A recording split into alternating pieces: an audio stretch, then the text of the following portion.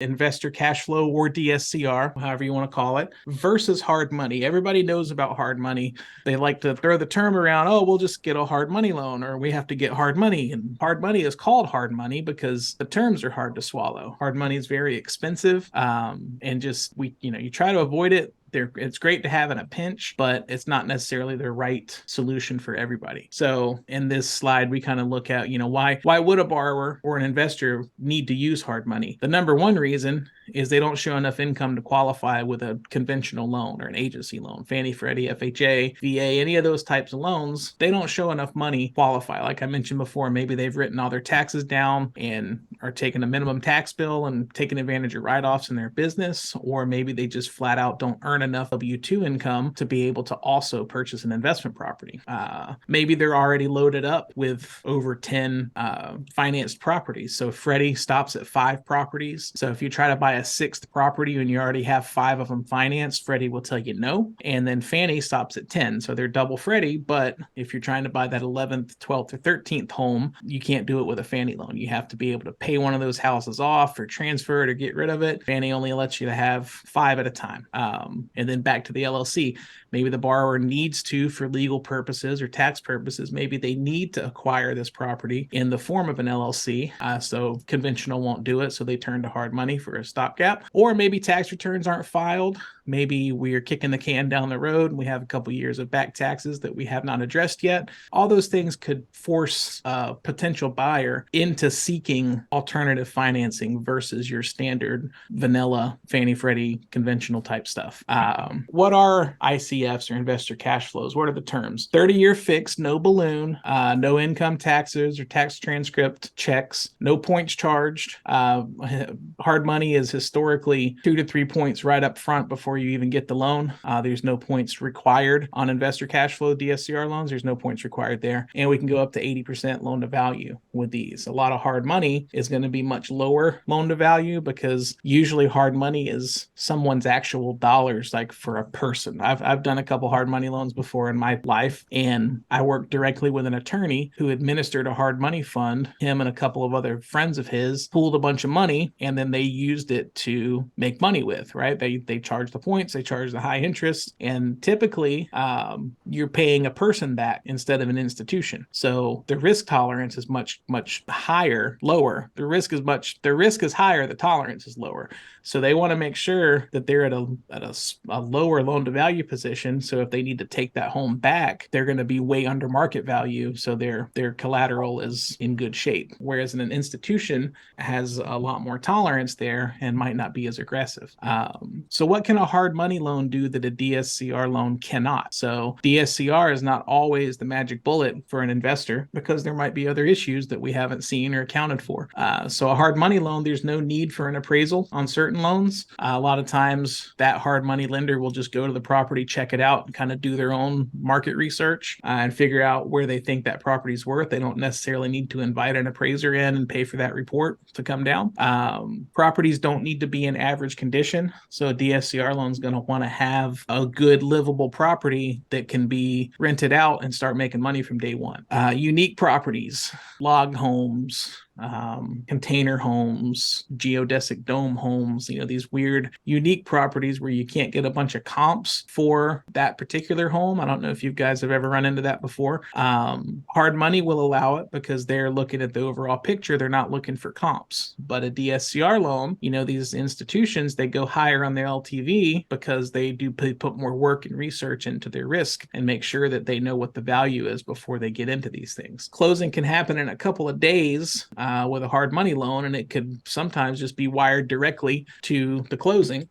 No underwriting, no closers, no funders, nothing like that. It's just moved from one account to another. So really quick and easy. Next, just same as cash, basically. DSCR, ICF, investor cash flow loans typically take at least 9 days to get an appraisal through, to get underwriting through, to do all the kind of QC checks that the institution needs to do to make sure that they're good on this. Hard money could also allow allow cross collateralization. So you might have a property that's cash free and clear, and you might pull money from that property to add to this other property, and you have two properties that are collateralized against this one loan, or maybe even have 10 properties or some other kind of portfolio that you can leverage to get the money to buy this home. So DSCRs really aren't going to go into that at all, just because the complexity there and the risk tolerance of the institutions. So you're not really going to see that. So hard money does hold a place, absolutely, for sure, in the market. We just have an alternative for those people who qualify for this DSCR. They can get by a little cheaper and more of a solid solution than having your money out there in the hard money. Normal hard money terms, they're quick. 1 year, 2 year, 5 year balloons. So you might borrow $300,000 in a house. In 24 months, that $300,000 is due in full. So you're going to pay payments on it. Current interest rates today are somewhere in the neighborhood of 7% on a conventional good loan, good credit type thing. Your hard money loans are probably going to be somewhere up in the 12% range, maybe even more, depending on risk factors and who you're working with. So not only do you have quick payback, you have, Not only do you have quick payback, 2 years to 5 years, you have a high interest rate in between. No income or taxes involved with a hard money loan. 2+ points for origination to whoever's starting this loan up. And I've never seen an LTV go above 80% on hard money. Typically, they're much lower. So those are the couple things to look at when it comes to DSCR. Do we have any questions in the meantime on that? If you guys want to stop me for anything, just feel free, and I'll address any questions that pop up. Okay.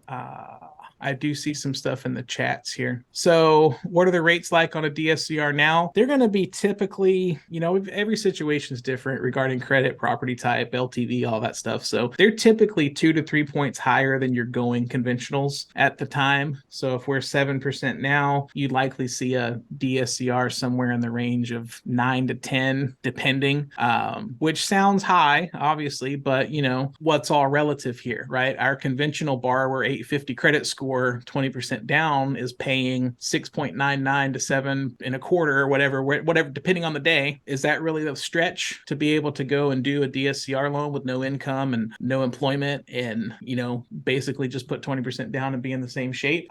No, it's pretty good thing there. How would a refinance look on a DSCR purchase when the buyer does not have great tax returns? No tax returns required. So we're not even looking at tax returns. We're not looking at income.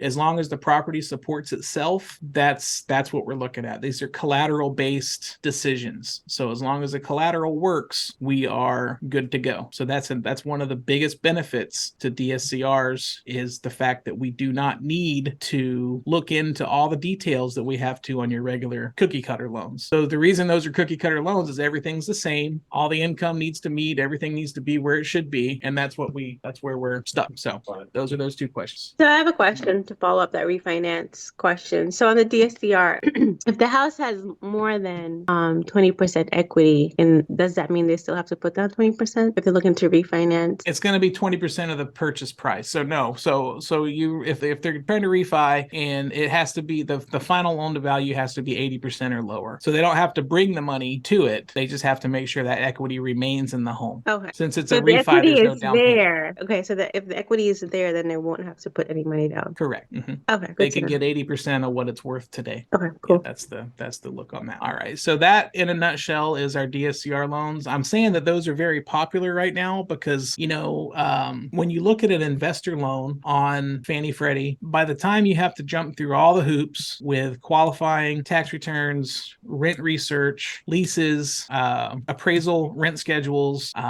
reserve requirements in the bank, pricing them, paying points, paying the higher rates that we're in today with this rate market that we're in, that's a lot of work and a lot of hoops to jump through. These DSCRs are so much easier. And if it's not going to be a 30-year long holding time, then 7.5% with a point or two versus 10% with no points. You stretch that out over 3-4 years, it's really not that big of a difference monthly when you did not have to go through all that work to get it done and risk your chances of approval being much lower because you had some kind of hiccup in a tax return, or you didn't have enough money to show in reserves in the bank, or whatever the case is. So these DSCRs have become much more attractive in this rate environment that we're in, to allow investors to come in and scoop up what they want to and slap a renter in there. And rents are on our side right now. Rents are high. So if we can keep that DSCR ratio in check, these things make sense all day, and they've become very popular in the last few years.